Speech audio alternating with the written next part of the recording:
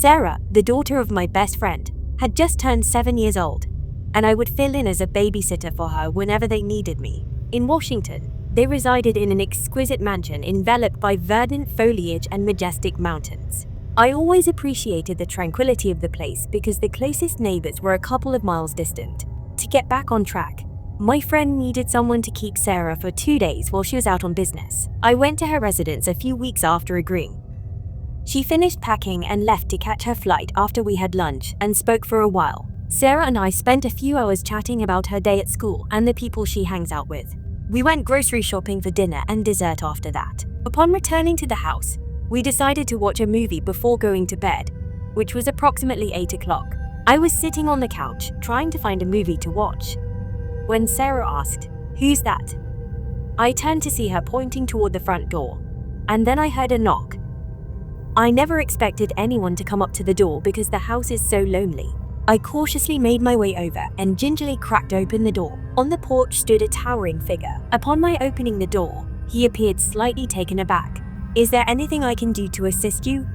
I quipped. "Apologies, I was just checking to see if anyone was home," he said, leaning to the left and peering through the door's gap, before turning and beginning to walk away. It goes without saying that I thought this quite peculiar and even creepy.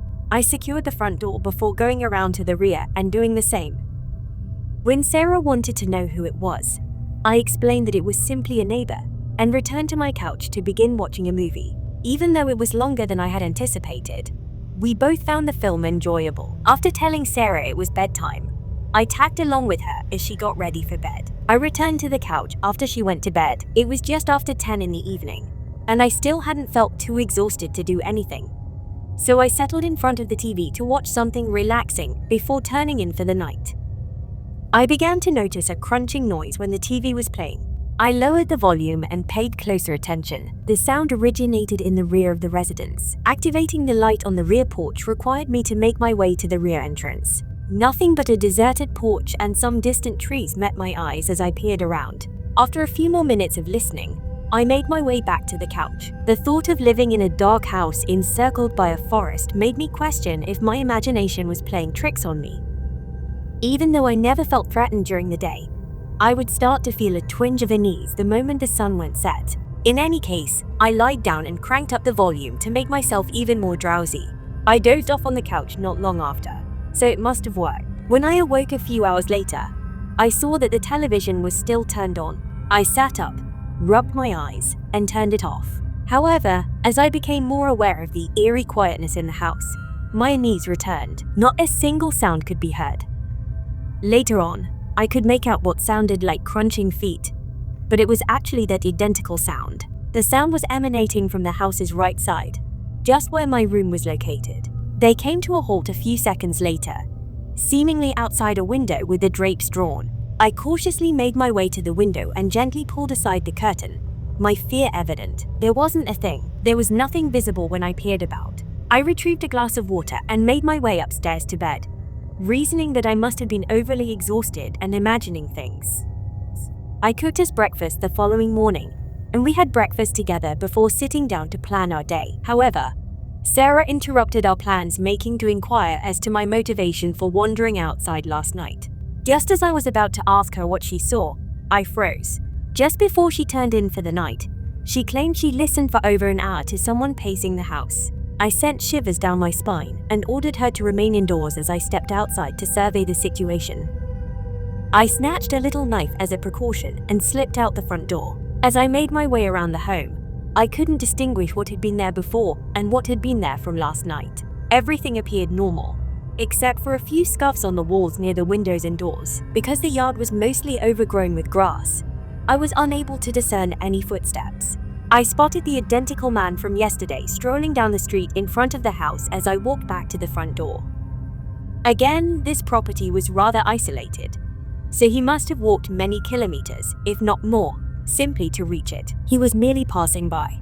We decided to take a stroll around the mall today, so I walked back inside and informed Sarah. I yearned for a break from the house and wanted to soak up some fresh air as much as possible. We returned to the house about 6 o'clock in the afternoon after spending some time outdoors.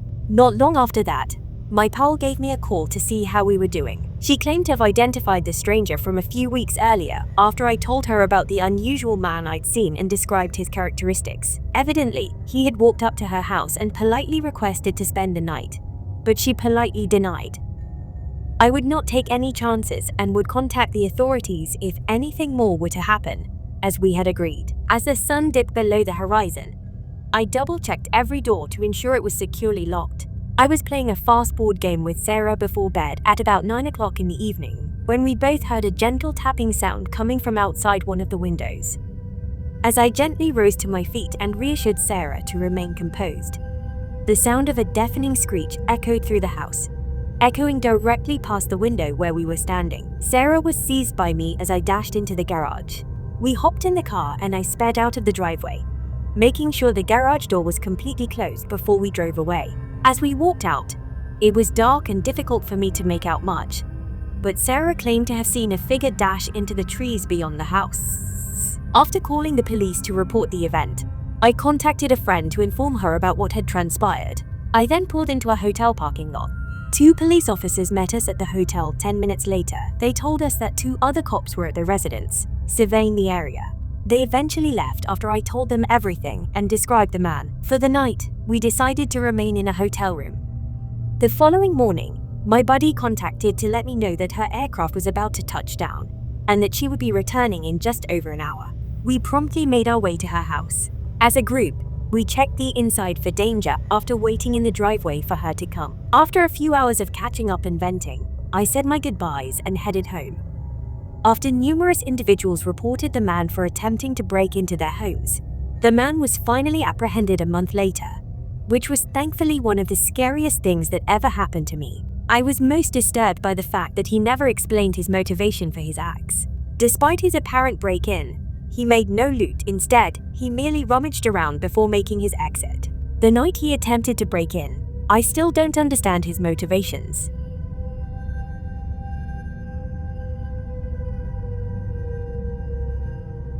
While I was a college student, I babysat occasionally to earn some extra cash and avoid having a regular job schedule. Due to the parents' frequent work dinner activities, I was responsible for watching a little boy who was 4 years old a few times a week. I liked the boy's peaceful demeanor since it made him easier to keep an eye on. It appeared like he liked me, and he didn't do anything other than play with toys and watch TV. This was my 6th occasion keeping an eye on him. His parents told me they were leaving tonight at 11 o'clock. So I needed to get him to bed by 9. I arrived at the house right before they left. Like clockwork, the initial few hours passed. I cooked him a little frozen pizza as we watched TV. He excused himself for a few minutes after finishing his meal, saying he needed to visit the restroom. He came back and wanted to know what those shuffling sounds in the basement were. I flipped off the TV in utter bewilderment. It was true, the moment the TV went silent, I could make out the distinct sound of movement below. However, it was so faint that I was unable to discern its identity.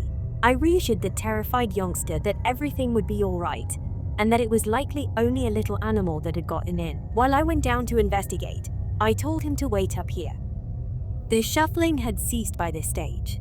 Since this house's basement was unfinished and had no practical purpose, I was understandably wary about venturing down there for the first time. By the stairs, I switched on the light after opening the door. Then, in a stealthy descent, I also switched on the light at the base of the stairs, illuminating the entire chamber. Storage crates filled the vast majority of the room. I went back upstairs after walking around and searching behind a few boxes, but didn't see or hear anything else. On the couch, the youngster was waiting for me. As soon as he caught sight of me, he leaped up. To reassure him that everything was all right and that nothing was amiss, I embraced him tightly and tried to lift his spirits. We completely disregarded it after just a few minutes. I began to get him ready for bed a few hours later, as the clock was ticking towards 9. I made sure he was all set before we returned to his room, where we said our goodbyes and he got ready for bed. After what felt like an eternity of mindlessly reading through my phone on the couch, I finally heard the basement shuffle. Only this time it was much louder. Listening caused my heart to pause for an instant. The youngster yelled my name, and I heard the door to his bedroom open on the upper floor. I warned him not to descend and to remain put. I stood up and walked to the entrance in the basement. I was feeling very scared right about now. As softly as I could, I retrieved my phone and prepared to dial 911. The sound of shuffled feet indicated that it was getting close to the bottom of the stairs. The lights were turned on by my reaching over. I slammed the door behind me, hurried upstairs to retrieve the boy, and then hurried out the front door to dial 911. While waiting for the police to arrive, I stood across the street from the house and peered in through the windows. Along with informing the parents of what had transpired, I phoned them to urge them to return home without delay. I informed the authorities of what had transpired when they came. As I flipped on the lights by the stairwell, I beheld a man squatting at the base of the stairs, rummaging through a box of unknown contents. They dug deep into the house and discovered trash in boxes, so it was obvious someone had lived in the basement recently, but they couldn't locate anyone. Upon their arrival, the parents expressed gratitude for my summoning them and proceeded to inform the authorities of the situation. They had secured the house and submitted the paperwork when I was allowed to go home, which was about an hour later. For several days after that, I was terrified and paranoid. Over the course of a few weeks, I maintained contact with the man's parents in the hopes of receiving news about him, but to no avail. I stopped wanting to babysit, so we lost touch after a while. The fact that he evaded capture and may be hiding out in someone else's basement right now without their knowledge is the most horrifying part, in my opinion.